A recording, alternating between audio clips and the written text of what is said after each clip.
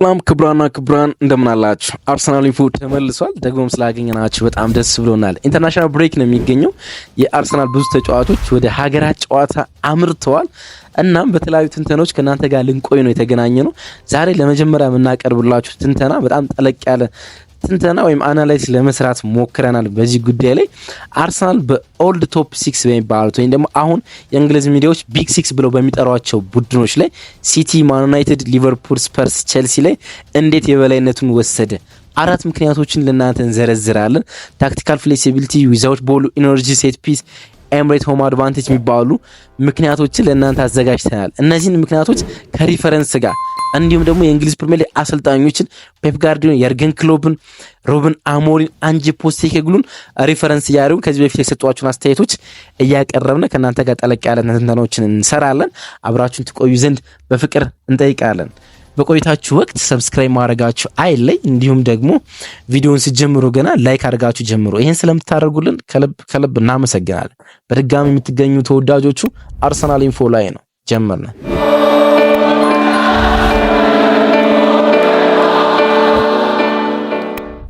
የእንግሊዝ ቀድሞዎቹ ቶፕ 6 ቡድኖች አሁን ደግሞ ሚዲያዎቹ ቢግ 6 ያሉ የሚጠሯቸው ማለት ነው። ቶፕ 6 መባሉ የቀረ ቶፕ 6 የሚጨርሱ ቡድኖች እየበዙ ስለመጡ ነው። ምክንያቱም ብራይተን፣ ኖቲንግሃም ፎረስት፣ አሁን በቅርብ ዓመታት ደግሞ ኒውካስል ወደ ቶፕ 6፣ አስቶን ቪላ ወደ ቶፕ 6 የመጡ ስለሆነ ስማቸውን ወደ ቢግ 6 ቀይረውታል። ወይም ደግሞ የቀድሞ ቶፕ 6 ሲሉ ብሎ ይጠራቸዋል። እናም የሆነ ሰው መጥቶ ሚካኤል አርቴታ በአርሰናል ምን ለወጠ ቢላችሁ በድፍረት ከምትነግሩት ነገር አንዱ ትልልቅ የእንግሊዝ ቡድኖች አርሰናል ማሸነፍ ስለማቆማቸው እንደሆነ በድፍረት እናገራለሁ። ምክንያቱም በቅርብ ዓመታት ሚካኤል አርቴታ ከአርሰናል ከደረሰ በኋላ በተለይ ደግሞ ከ2022-23 ሲዝን በኋላ በቢግ 6 ቡድኖች ላይ ያለው የበላይነት ፍጹም አስደናቂ ነው። ለማመን የሚከብዱ ሪከርዶችን በእነዚህ ቡድኖች ላይ ያሳያል። ለወትሮ አርሰናል በእነዚህ ቡድኖች ላይ ሰፋ ያለ ጎሎች ተቆጥሮበት ይሸነፍ ነበረ። የሚካኤል አርቴታ የመጀመሪያ ዓመት በኡናይ ኤምሬ እንዲሁም ነው በመጨረሻ 5 እና 6 ዓመታት የአርሰን ቪንገር ዓመታት ላይ በትልልቅ ቡድኖች ላይ ከፍተኛ ጎል ተቆጥሮበት ሲሸነፉ ተመልክተናል። የሚካኤል አርቴታ አርሰናል እንኳን በማንቸስተር ሲቲ 5 ጎሎች እንዲሁም ደግሞ 4-1 ሲሸነፍ በብዙ ጨዋታዎች ላይ ተመልክተን ነበረ። አሁን ግን ያ ከሆነ ዓመታት ተቆጥረዋል ማለት እንችላለን። ከሁሉም ቡድኖች ጋር ያለው ቀናት ልዩነት ዓመታት እና የጨዋታ ርዝማኔ በጣም ከፍ ብሏል። እስኪ ጥቂት እንዳንሳስ በምን ያህል ዶሚናንት እንደወሰደ ማለት ነው። በቅርብ የተሸነፈው በሲቲ ነው፣ ግን በቅርብ ስላችሁ በአንጻራዊነት ነው። ምክንያቱም ከ690 ቀናት በፊት ስለተሸነፈ ማለት ነው። ኤፕሪል 2023 4-1 ከተሸነፈ በኋላ ወይም ደግሞ ከሁለት ዓመታት በፊት ከተሸነፈው በኋላ አልተሸነፈም በሲቲ። ለመጨረሻ ጊዜ የተሸነፈው 4-1 ባለቀው ዊሊያም ሳሊባ ጉዳት አጋጥሞት ሆልዲንግ እሱን ተክቶ በተጫወተበት ጨዋታና የተለየ ዘይቤ በነበረው የጨዋታ አቀራረብ ነበረ ከ688 ቀናት ወይም ደግሞ ከ690 አካባቢ ቀናት በፊት የተሸነፈው ማለት ነው። በማንቸስተር ዩናይትድ ከተሸነፈ ደግሞ 922 ቀናቶች አልፈዋል። ሴፕቴምበር 2022 ለመጨረሻ ጊዜ በኦልድ ትራፎርድ 3-1 ሲሸነፍ ወይም ደግሞ አንቶኒ የመጀመሪያ ጨዋታውን ለማንቸስተር ዩናይትድ ሲያደርግና ያን የሆነ ሴሌብሬሽን የሚያደርገው ሴሌብሬሽን አለ። እሱን ካረገ በኋላ ማሸነፍ አልቻለም ማንቸስተር ዩናይትድ ማለት ነው። ሌላኛው ሊቨርፑል ማንሳት እንችላለን። ሊቨርፑል 1105 ቀናት አልፈዋል አርሰናልን ካሸነፈ ማለት ነው። ግንቦት 2022 3-0 አርሰናልን ካሸነፈ በኋላ ማሸነፍ አልቻለም። ቶተንሃም ሆትስፐር 1098 ቀናት ወይም ደግሞ 1100 ቀናት ተሻግረዋል አርሰናል ካሸነፈ። ማርች 2022 ነው ማሸነፍ የቻለ። የቼልሲ ከሁሉም ይልቃል። ወይም ለመጨረሻ ጊዜ ቼልሲን ስላሸነፍን የመነጋገሪያ ነጥባችንም ቼልሲ ስለሆነ ለመጨረሻ ጊዜ ቼልሲን ስላሸነፍን በዚህ ሳምንት መጨረሻ ላይ ማለት ነው የ1-0 ማሸነፍ ነው። ግን ደግሞ ቼልሲ እኛን ካሸነፈን 1300 ቀናት ያህል ተቆጥሯል። ኦገስት 2021 ነው ለመጨረሻ ጊዜ እኛን ማሸነፍ የቻለው ቼልሲ ማለት ነው። 2021 6-7 ጨዋታዎች ያህል አሁን አልፈዋል። 4 ዓመታት ያህል ሆኗል። ቼልሲ በብሪጅም ሆነ በኤሚሬትስ አርሰናልን ማሸነፍ ከቻለ ማለት ነው። ይህን ያህል ዶሚናንት ወስዷል። እንግዲህ በትንሹ የሲቲ ነው የምናነሰው 688 ያህል ቀናት ማለት ነው የተሻገሩት። ብዙ ጨዋታዎች አልፈዋል። 2 ሲዝን በላይ ማለት ነው። እንግዲህ ይህን ያህል ርቀት እነዚህን ቶፕ 6 ቡድኖች መብለጥ ችሏል። እስኪ በየአመቱ እያስመዘገበ ያለውን ልዩነት ልንገራችሁ። በፒፒጂ በሚባለው መለኪያ ወይም ደግሞ ፖይንት ፐር ጌም ማለት ነው ከ2021 በኋላ ብንወስድ ለምሳሌ 2019-20 የሚካኤል አርቴታ የመጀመሪያ ሲዝን ላይ ከቶፕ 6 ቡድኖች ወይም ቢግ ሲክስ ቡድኖች ላይ 1.17 ነጥብ ይወስድ ነበር በየጨዋታው። 2021 ላይ 1.3 ከፍ አደረገው ሚካኤል አርቴታ። የ2021-22 አውሮፓ ሻምፒዮንስ ሊግ እስከ መጨረሻው ተፎካክሮ በመጨረሻ ሰዓት በወጣበት አመት ደግሞ 0.9 ነበር። ከዛ ሳንጠብቀው ለዋንጫ በተፎካከረበት የ2022-23 ሲዝን ደግሞ 1.9 ያደረገው ኦልሞስት በየጨዋታው 2 ነጥብ የሚጠጋ ነጥብ መውሰድ ጀመረ ማለት ነው። ባለፈው የውድድር ዓመት አንገት ለአንገት ከሲቲ ጋር ተናንቆ ባጠናቀቅበት የውድድር ዓመት 2023-24 2.1 ነበር። ከዛ በዚህ የውድድር ዓመት ደግሞ 2024-25 2 ነጥብ በየጨዋታው ከትልልቅ ቡድኖች ላይ ይወስዳል። ዝም ብላችሁ የቢግ ሲክስ ቡድኖችን ከ1 እስከ 6 የደረጃ ሰንጠረዥ ብትሰሩላችሁ የእርስ በርስ ግንኙነታቸውን እርስ በርስ የተጫወቱትን ለብቻ የደረጃ ሰንጠረዥ ብንሰራ ከ2022-23 ሲዝን ጀምሮ አርሰናል ለዋንጫ መፎካከር ከጀመረበት ዓመት ጀምሮ የደረጃ ሰንጠረዥ ብትሰሩ አርሰናል 53 ነጥብ ይኖረዋል። ሁለተኛ ላይ ሲቲ ነው የሚሆን 43 ነጥብ ነው የሚገኘው። በ10 ነጥብ ያህል ርቆ ይገኛል ቶፕ ሲክሶችን በማሸነፍ ማለት ነው። ከዛ ሊቨርፑል ነው 41፣ ማን ዩናይትድ 28፣ ስፐርስ 23፣ ቼልሲ 22 ያለ ይገኛሉ ማለት ነው። እንግዲህ ይሄን ያህል ዶሚናንት ወስዷል። ግን የዛሬ መነጋገራችን ዋና ነጥብ እንዴት ይሄን ዶሚናንስ ወሰደው ሚለው ነው። 4 ነጥቦችን አነሳለሁ ለእናንተ እንግዲህ ማለት ነው።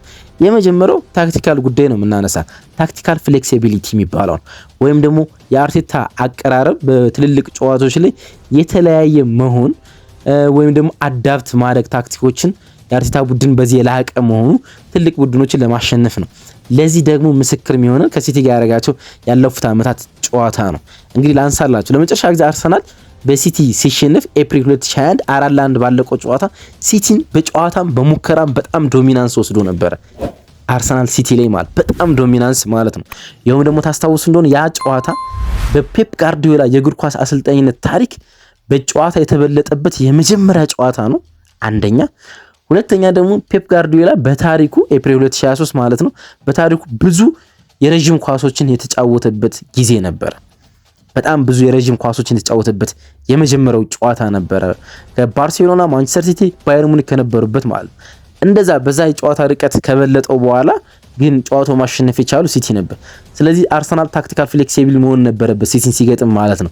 ከዛ በኋላ ባሉት ዓመታት ግን ኳሱን ለሲቲ እየሰጠ ሲቲን ሲበልጥ ተመልክተዋል። በአንዳንድ ጨዋታዎች ደግሞ በልጦትም ሲያሸንፈው ተመልክተነዋል ማለት ነው። እንደዚህ ታክቲካል ፍሌክሲቢሊቲዎችን ሲያሳይ ላለፉት ዓመታት ተመልክተነዋል ማለት ነው። ትልልቅ ቡድኖችን በሚገጥምበት ሰዓት ላይ በየጌሙ ብቻ ሳይሆን በየደቂቃው የሚቀያየር ነገር ማሳየት። ለመጨረሻ ጊዜ ቼልሲ ጋር ሲጫወት የመጀመሪያ 30 ደቂቃዎችን እንዴት እንደተጫወተ ተመልክታችሁት ከሆነ ትደነቁ ይሆናል። መቼም በጣም ዶሚናንት አድርጎ ቼልሲ የአርሰናል የሜዳ ክፍል ላይ አንድም ኳስ ላለፉት 30 ደቂቃዎች ሳይነካ ከቆየ በኋላ አርሰናል ጎል ካስቆጠረ በኋላ የጌሙ ፖዚሽን 93-7 እስከ መምጣት ድረስ የ10 ደቂቃ ፖዚሽን ነው፣ ግን እስከሚመጣ ድረስ አርሰናል ለሲቲ ኳሱን ሲለቅ ተመልክተናል። ያን ያህል እንኳን በየጌሙ በየጨዋታው ምዕራፍ ውስጥ የሚቀያየር ታክቲካል ፍሌክሲቢሊቲ አሳይቷል ማለት ነው። ሁለተኛ የምናነሳው ነገር ዊዛውት ቦል ያለው የአርሰናል ኢነርጂ ነው። ታክቲካል ፍሌክሲቢሊቲ ላይ አንድ ነገር ልጨምርላችሁ። የእንትናን አስደናቂ ንግግር ነው እዚህ ጋር የሚጨምርላችሁ፣ የኤርገን ክሎፕን አስደናቂ ንግግር ማለት ነው። ባለፈው የውድድር ዓመት 3-1 ሊቨርፑልን ባሸነፍንበት ጨዋታ ከጨዋታው መጠናቀቅ በኋላ ወደ ሚዲያ ወጥቶ የኤርገን ክሎፕ አንድ አስተያየት ሰጥቷል። እንግዲህ አርሰናል በዛ ጨዋታ ላይ ዲክላን ራይስን 6 ቁጥር አድርጎ 2-8 ቁጥሮች ተጠቅሞ ነበር ከሃቨርትንና እንዲሁም ማርቲን ኦዲጋርድን ማለት ነው። እናም ሁለቱም 8 ቁጥርና 10 ቁጥር ባንዴ የሆኑ ነበርና የኤርገን ክሎፕ ከጨዋታው መጠናቀቅ በኋላ ወደ ሚዲያዎች ወጥቶ በእግር ኳስ ማሰልጣን ህይወቴ ውስጥ 2 10 ቁጥሮችን በተመሳሳይ ጊዜ የሚጠቀም ቡድን ሲገጥም ለመጀመሪያ ጊዜ ነው።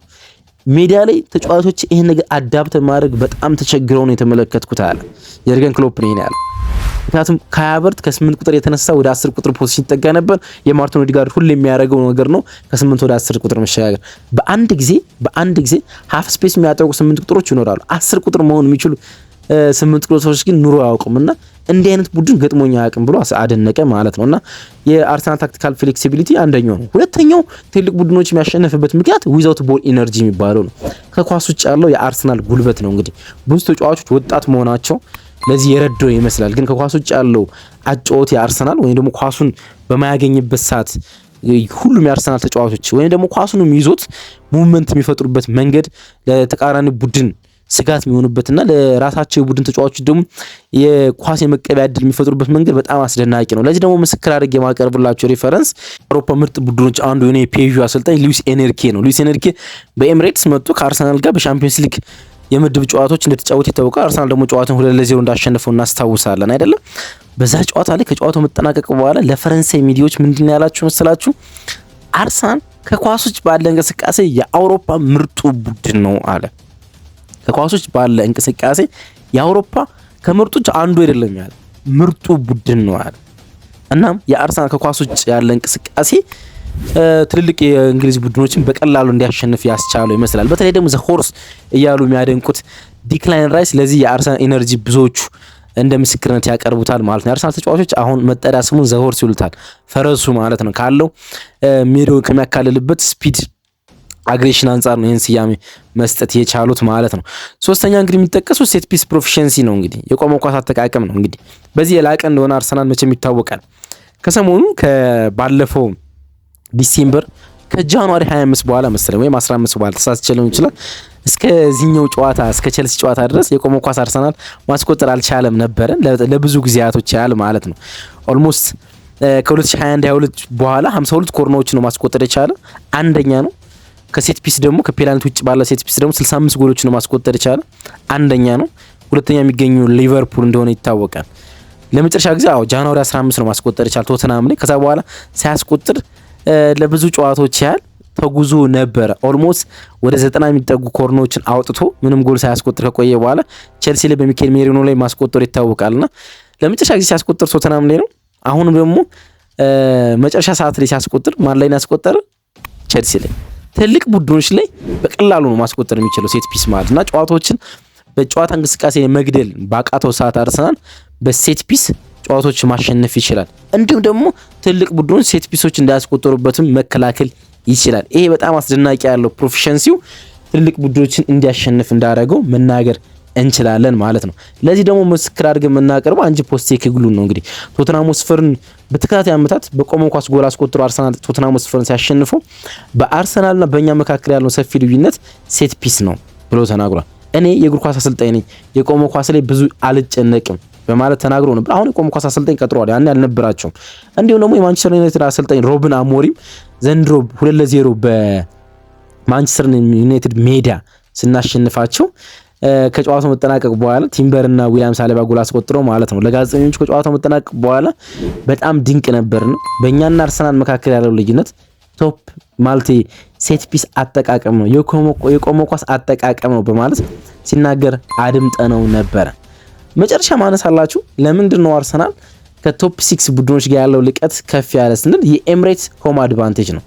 በኤምሬት ያለው የበላይነት ነው። ኤምሬትን እንዳይደፈር ማድረግ ችሏል ሚካኤል አርቴታ ለአርሰናል ደጋፊዎች 2019 ሲደርስ ከገባው ቃል አንዱና ትልቁ ይህን ሜዳ በቀላሉ ማይደፈር እናደርገዋለን፣ እዚህ ሜዳ መጥቶ ነጥብ መውሰድ ለተቃራኒ ቡድኖች ዳገት እናደርገዋለን ብሎ ነበር የመጀመሪያ ፕሬስ ኮንፈረንስ ላይ መናገር የቻለው። እናም ያን ማድረግ ችሏል። ሜዳውን በጣም አስፈሪ ማድረግ ችሏል።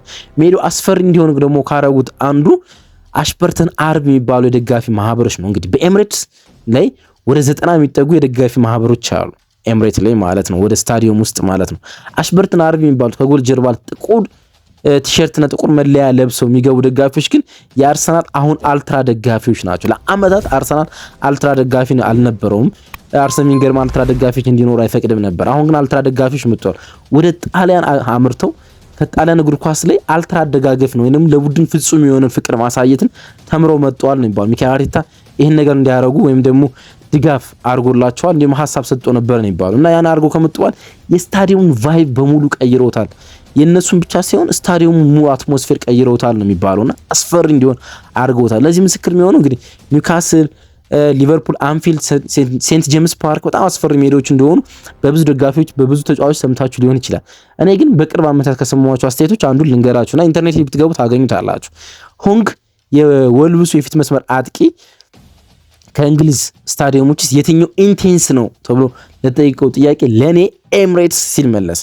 ለወትሮ ማንም ኤምሬትስ አይልም ነበር። አሁን ግን በጣም ብዙ ተጫዋቾች ኤምሬት ብለዋልና ሆንግም እሱን ነው መናገር ይቻላል። ኢንቴንሱ ሜዳ ኤምሬት ነው ያለ። ስንጫወት በጣም አስፈሪ የደጋፊ ድባብ ያለው ኤምሬት ነው በማለት ተናገረ። ይሄን መስማት ለአርሰናል ደጋፊዎች በጣም ትልቅ ነገር ነበርና በጣም ብዙ ተጫዋቾች ይሄን ሲሉ ሰምተናል። ለምሳሌ የኖቲንግሃም ፎረስቱ የቀይ መስመር ተከላካይ አሁን ስሙ አልመጣለኝም፣ እሱም በዚህ ውድድር ዓመት ከተጫወተባቸው ሜዳዎች የትኛው አስፈሪ ነው ሲባል ኤምሬት በማለት ተናግሯልና የኤምሬትን ድባብ ሙሉ በሙሉ ሚኬል አርቴታ መቀየር ችሏል።